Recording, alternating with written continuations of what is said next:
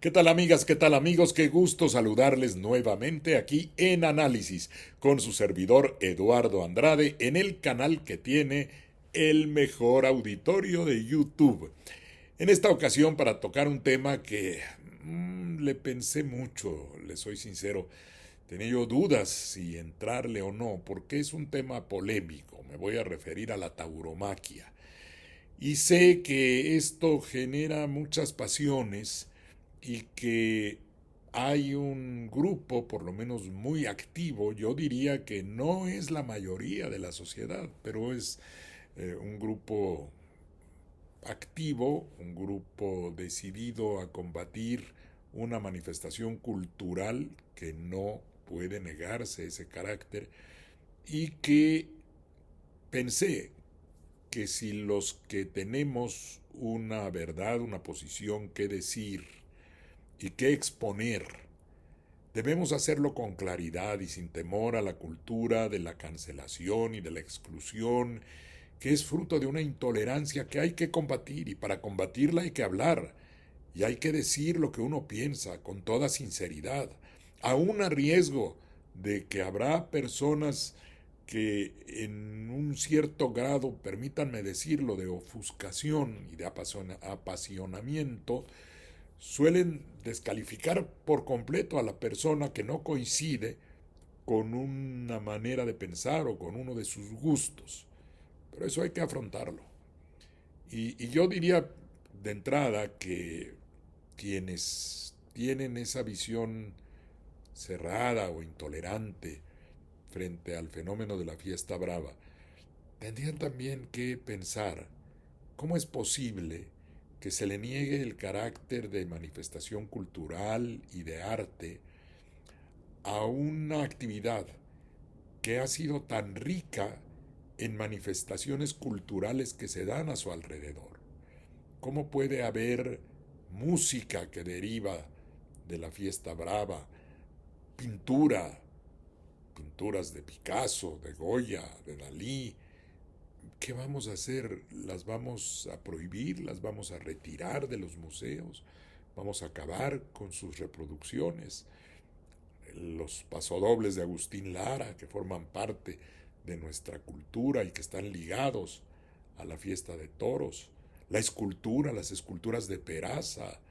No quisiera pensar que a alguien se le ocurra fundir las bellísimas esculturas que rodean a la Plaza México, las pinturas de Pancho Flores, la pintura taurina, que tiene muchísimas expresiones, la cinematografía, ha habido películas, la fotografía, hay arte fotográfico, la literatura, ¿qué vamos a hacer? Vamos a prohibir, vamos a quemar a García Lorca, por ejemplo, a Hemingway. ¿Cómo puede uno negarle este carácter cuando personas de gran sensibilidad artística, Octavio Paz, por ejemplo, dijo que el toreo es poesía en movimiento, una figura de la estatura de Charlie Chaplin? Imagínense, yo tomé por aquí un dato de lo que dijo Charlie Chaplin. Un día fue a una corrida de toros en San Sebastián en 1931 y después de presenciarla expresó su admiración por la tauromaquia.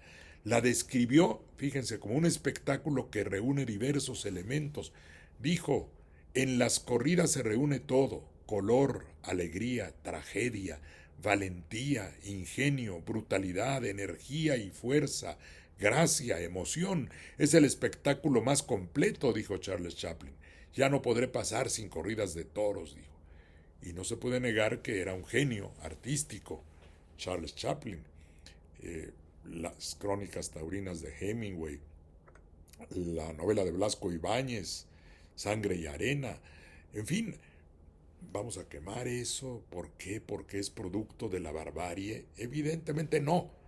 Se trata de una manifestación cultural. A mí me da mucho gusto haber escuchado a la presidenta de la República, Claudia Sheinbaum, decir que debe prevalecer, claro, con matices, porque atiende también la posición de quienes están en contra, evitar la sangre, la violencia, pero encontrar, decía ella, algún mecanismo que permita conjugar la preservación de la cultura y disminuir esa parte violenta que tiene.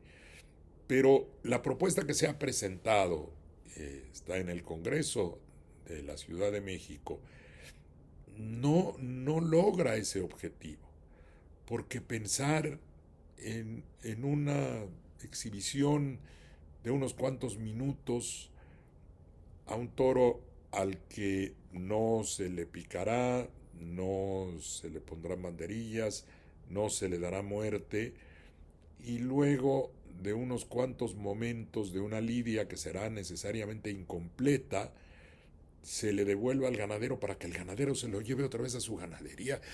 Bueno, quisiera pensar que como un primer intento, ojalá no se aprobara y se entendiera como un primer intento, como un primer acercamiento, para que se discuta con los taurinos, con quienes pueden también ofrecer un punto de vista sobre la fiesta brava y sobre las razones de cierta manipulación que se hace al toro, en fin, que habría que...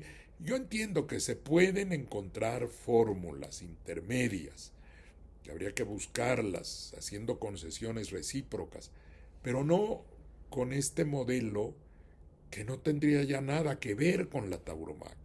Sería, escuchaba yo a un periodista, mi amigo Rafael Cardona, que decía, pues mejor de plano que las prohíban, porque eso acaba siendo una burla para el aficionado pretender sustituir la tauromaquia, la cultura ancestral que representan las corridas de toros, con algo que sería una comedia insulsa y ridícula.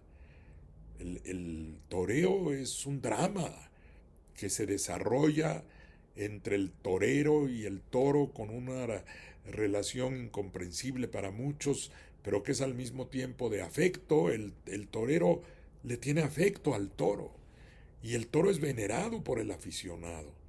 Le llamamos su majestad el toro. Es un culto finalmente que se rinde también al animal, aunque no se comprenda desde fuera de la cultura taurina. Y pensar en hacerlo el instrumento de algo que no tendría nada que ver con ese drama que significa el toreo y que le despojaría de toda su esencia, pues. Y de eso no creo que se trate, porque entonces la cultura sería objeto de una desnaturalización total, perdería su sentido. Si se le quiere preservar, al contrario, se estaría actuando en contra de ella. Y para colmo, en contra de los propios animales a los que supuestamente se quiere proteger mediante mecanismos como el que se propone. Porque habría que pensar lo siguiente, la gran paradoja que esto encierra. Los defensores de los animales, al pretender desvirtuar el sentido de la fiesta brava, al extremo de hacerla desaparecer, porque a eso se iría, con ella desaparecería también, se extinguiría una raza de animales bellísimos, de una hermosura impresionante, que son admirados por el aficionado taurino. ¿Y por qué se extinguiría esa raza?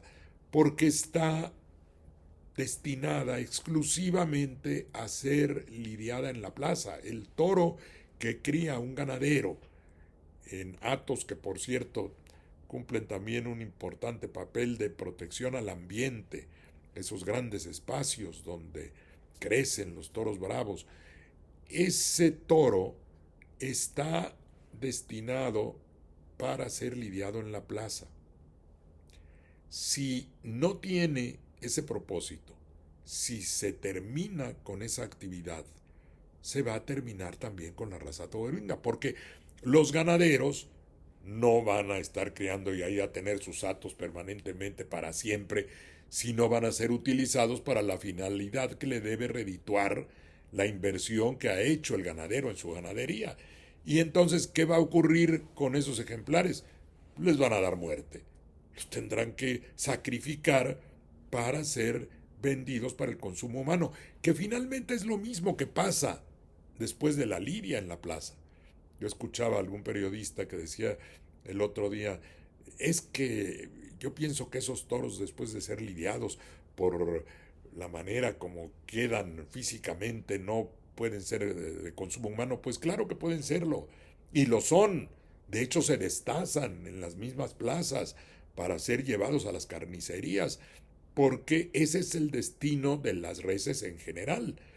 Y en este caso incluso yo diría que la carne del toro de Lidia es una carne más sana. El toro no ha sido engordado artificialmente, quién sabe con qué cosas. En Veracruz alguna vez veía yo que les daban melaza, que es el producto de desecho de la caña de azúcar, para que se la comieran las vacas que luego son llevadas al rastro, y que por cierto en el rastro la crueldad es impresionante. El animal va sufriendo en una fila en donde se huele la sangre y la muerte.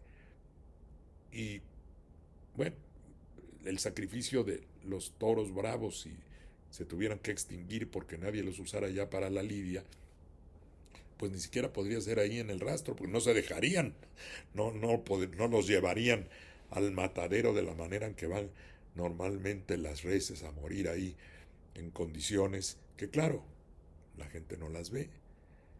Y entonces cuando disfrutamos de un filete, pues no pensamos, ¿verdad?, en la manera como ocurrió la muerte de ese animal, o no queremos pensar. Y bueno, quien no consuma carne podría estar, digamos, más legitimado moralmente para estar en contra de la muerte de una res para ser consumida. Pero finalmente el destino del toro de Lidia va a ser ese. Pero en el intermedio está su uso para la lidia, que constituye una actividad, esa fiesta brava que se le llama, que es esa actividad cultural que se buscaría preservar, y con ella preservar a la propia raza del toro bravo. Paradójicamente, yo afirmo que los taurinos somos realmente los que más amamos al toro de Lidia. Queremos que siga existiendo y cumple una función, que es producir una emoción estética al público que va a las plazas de toros, que no va a ver a solazarse con la crueldad o con el momento de la muerte del toro. Al contrario, lo que se busca es que el desarrollo de la lidia conduzca a que el matador de toros sea capaz, con destreza, con fuerza, con una sola estocada, dar muerte al toro. Yo he medido los segundos. Cuando la estocada es correcta, es mortal en menos de 30 segundos, a veces en menos de 15. El toro rueda. Y también dice la gente, ¿cómo pueden disfrutar viendo eso? Es que no se disfruta la muerte. Lo que uno percibe como actividad estética es todo el proceso de la lidia, eso que es una especie de danza ritual entre toro y torero, que solo habiendo vivido desde muy pequeño, fue mi caso. A mí me llevó mi padre por primera vez a una corrida de toros en, bueno, pues, mi edad es pública, era 1951. Yo alcancé a ver a Carlos Arruza. Y miren, me emociona nada más de pensarlo, porque el impacto estético que yo sentí a los 3 años me llevó a que admirar a los toros. Yo quería tener un traje de torero y quería tener mi capote y mi muleta. Nunca pensé ni percibí que eso constituyera un daño al animal. Sé que hay muchos niños que les pasa exactamente lo contrario, que se fijan en esa parte, que su sensibilidad va en el sentido de que qué mal que se pique al animal. Se entiende. Eso yo creo que los taurinos podemos ponernos en los zapatos del antitaurino, pero no veo que sea al revés. Yo tengo he platicado, discutido, no platicado diría yo, con Lolita Ayala, que es protectora de los animales, y tuvimos pláticas muy respetuosas, como amigos, lo que ya no pasa ahora. Parece imposible sostener de una manera prudente, pacífica, una conversación con alguien que está en contra de la fiesta brava. Porque se vuelve un lenguaje de odio. Cuando yo iba a la plaza de toros y oía a un grupo gritando asesinos, asesinos, decía, bueno, ¿cómo es posible que se llegue a ese nivel de odio cuando podríamos sentarnos a platicar? Como le digo, yo lo hice muchas veces con Lolita y yo entendía su posición. Decía, es que tiene razón. Hay elementos de la fiesta que pueden resultar repugnantes a mucha gente. Y que cuando uno los ve, bueno, son repugnantes para uno.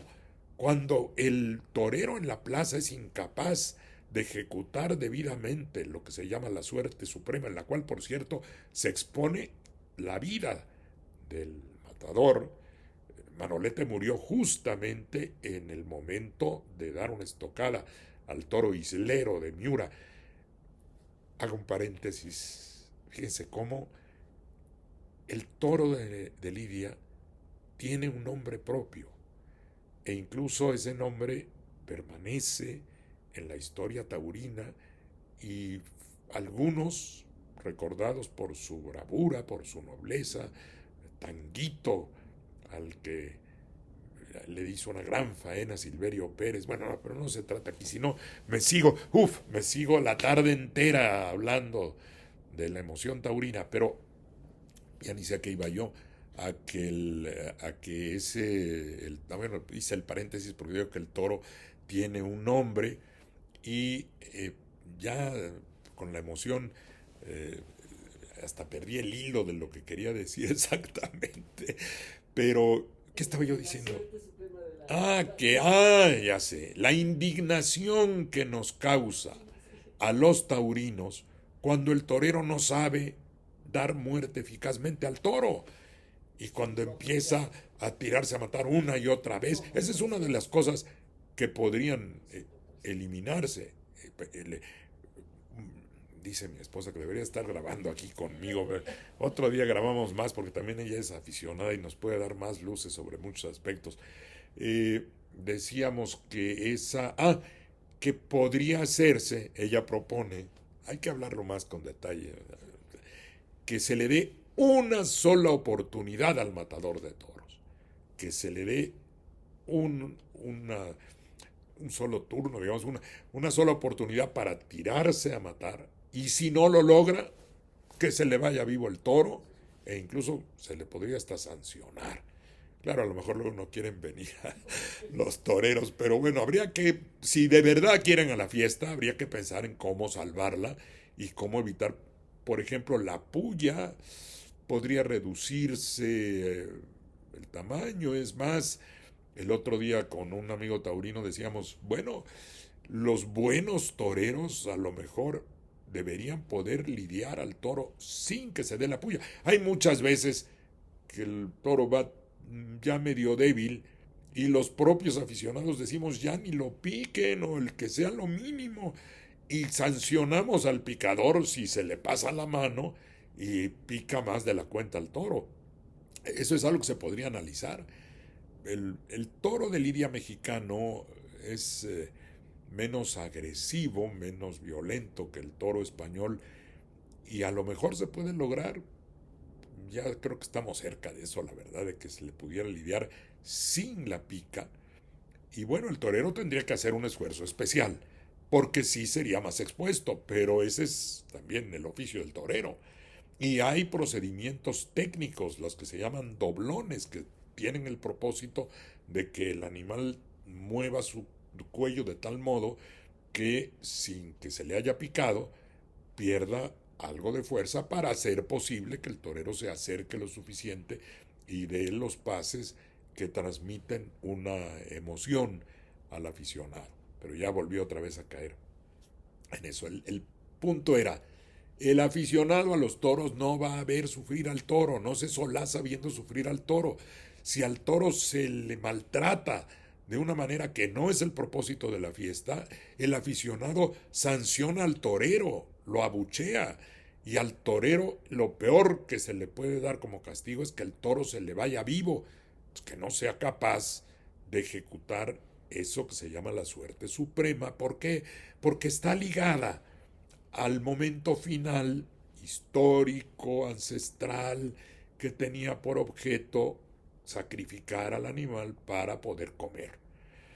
De modo que hay que reflexionar sobre esto. Yo diría que podríamos discutirlo, analizarlo, reflexionarlo, encontrar un camino que efectivamente, no como una burla a la fiesta, sino que efectivamente consiguiera la preservación de esta cultura y le redujera los aspectos que resultan más molestos para las personas. Ahora, también habría que decir esto. No sería suficiente porque por estas sensibilidades que les decía yo son entendibles. Alguna persona le repugna de inmediato la manera como se trata al toro en la plaza. Y a otros, en cambio, les encanta, les fascina el atractivo artístico que sí tiene la fiesta. Otra solución es esa. ¿Sí? Respetémonos las dos partes. Quien está en contra puede estarlo, tiene razones para estarlo.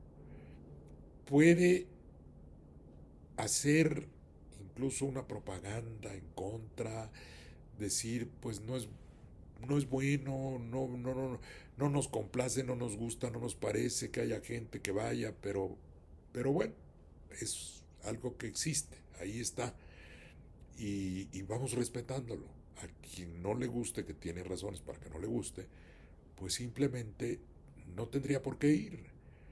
Y lo menos que podríamos esperar los que formamos parte de esta cultura es que se nos respetara y que se dijera, bueno, pues qué barbaridad, ¿cómo es posible que les guste eso? Pero les gusta. Y les gusta no la muerte, no la violencia, no la tortura que dicen algunos que no es tal. Bueno, llega a haber un momento en que pareciera que el torero, si no lo sabe hacer, está torturando al toro, y si es así, entonces se sanciona, como les digo, al torero. En fin, un ambiente de respeto, de tolerancia, creo que es algo que merecemos incluso quienes formamos parte de este grupo minoritario. Bueno, a lo mejor también por minoritario habría que preservarlo y cuidarlo, pero que tiene manifestaciones importantes. La Plaza México, el día que se reanudaron las corridas, constituyó en sí misma una gran manifestación en favor de ellas. Casi 50,000 personas acudieron porque les gusta, porque disfrutan el arte que significa el toreo. Y esas personas merecen ser respetadas. Y ojo, pertenecen a todas las clases sociales. Eso es muy importante, porque la plaza es un lugar donde todos somos iguales y donde lo mismo disfruta la persona que tiene un lugar de menor costo que el que ha pagado más dinero, pero todos forman una comunidad. Una comunidad, por cierto, que no es violenta. Es raro, se llegan a dar pleitos en la plaza, pero ni de chiste, como ocurre, por ejemplo, en el fútbol soccer. La gente es pacífica en el toreo.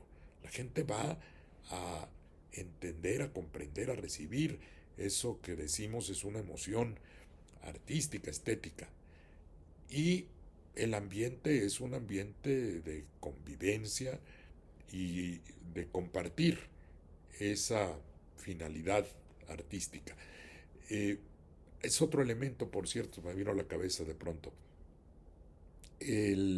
Mucha gente de pocos recursos, porque pueblos somos todos, pero habría personas que con menos recursos ni siquiera podrían decir, bueno, si me cierran la Plaza México, pues me voy a Aguascalientes o me voy a Tlaxcala, con tal de que a lo mejor no sigan cerrando plazas, que ese puede ser otro propósito, que quieran derivar de la reforma constitucional. Voy a tocar ese tema también porque no lo quiero dejar de lado. La reforma constitucional sí tiene por objeto evitar el maltrato animal, Pero también en su artículo transitorio segundo, déjenme ver si lo tengo aquí a la mano, creo que lo cambié de lugar, pero si no lo, si no lo digo mal, si no lo recuerdo mal, se establece que el cuidado, la protección, el bienestar animal, se haga en función de la naturaleza de los animales y de su relación con las personas. Y aquí cabe que, atendiendo a otra parte de la Constitución, el artículo cuarto, que protege la diversidad cultural, pueda encontrarse esa combinación también jurídico-constitucional.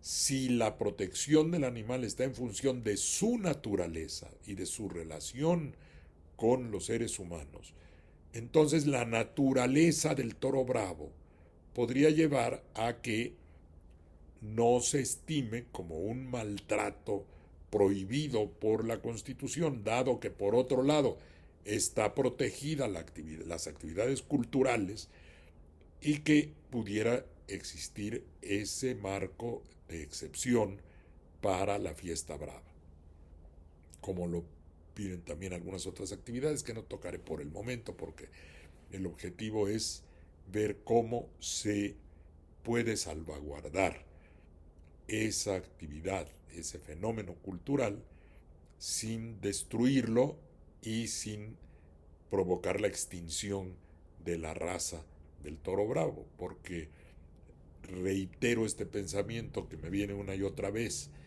los protectores de los animales en esta situación pueden acabar extinguiendo una raza, y quienes aparentemente, solo aparentemente, estamos a favor de una situación que puede privar de la vida a un animal, resultemos los mayores defensores de esa raza, porque solo puede existir para este propósito de la lidia.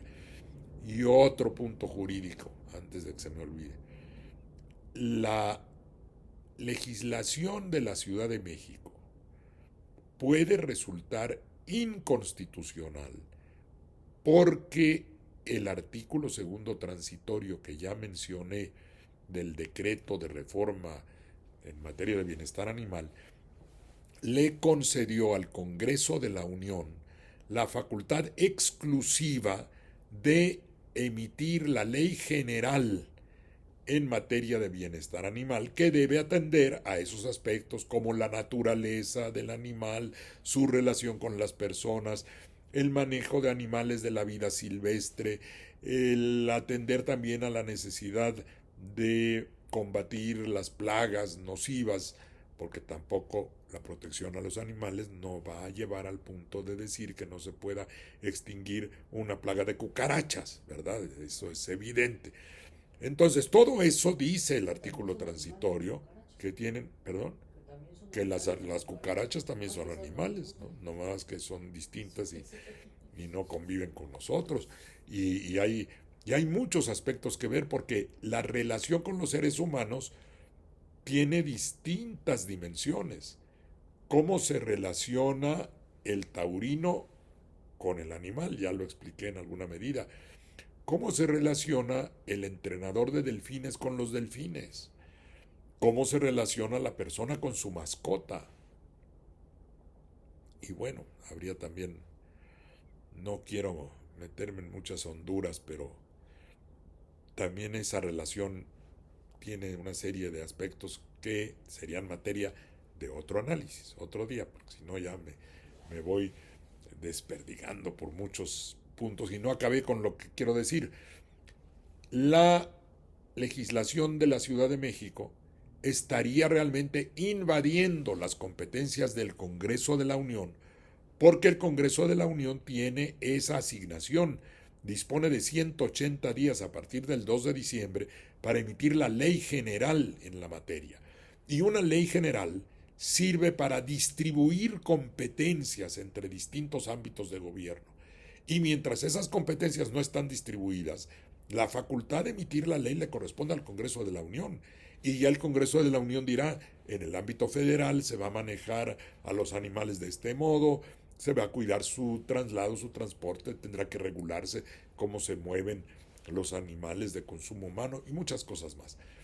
Pero entre otras cosas estará quién tendrá la facultad de regular y qué aspectos serán regulables del espectáculo o de los espectáculos en los que participan animales. Y mientras el Congreso de la Unión no realice esa función que le está asignada por la Constitución, los congresos locales no tendrían por qué ejercer facultades que todavía no tienen y que tendrían que derivarse de lo que diga la ley general. Bueno, me quedan muchas cosas más, pero creo que por hoy es suficiente. Les ruego a mis amigos que no gustan de la fiesta de toros que me den el beneficio de la duda y la tolerancia. Amigos y amigas. Y amigas, amigos y amigas. Y es que me quedé pensando, pero no, porque sería un argumento en contra de la fiesta que quienes están en contra y pueden expresarlo y tienen por supuesto el derecho de expresarlo y de decir que no les parece, también puede ocurrir, y yo lo estoy viendo, las nuevas generaciones cada vez se interesan menos por esta actividad. Las manifestaciones culturales también pueden irse modificando y hasta apagando. Y si un día se apaga sola esta fiesta, que yo no soy partidario de eso, pero si es así, pues sería producto también de relaciones culturales de tolerancia recíproca y de comprensión. A esa tolerancia y a esa comprensión apelo si de alguna forma herí alguna susceptibilidad de quienes no están de acuerdo con la fiesta, pero que creo que podemos convivir como personas civilizadas, comprensivas y tolerantes. Muchas gracias por su atención.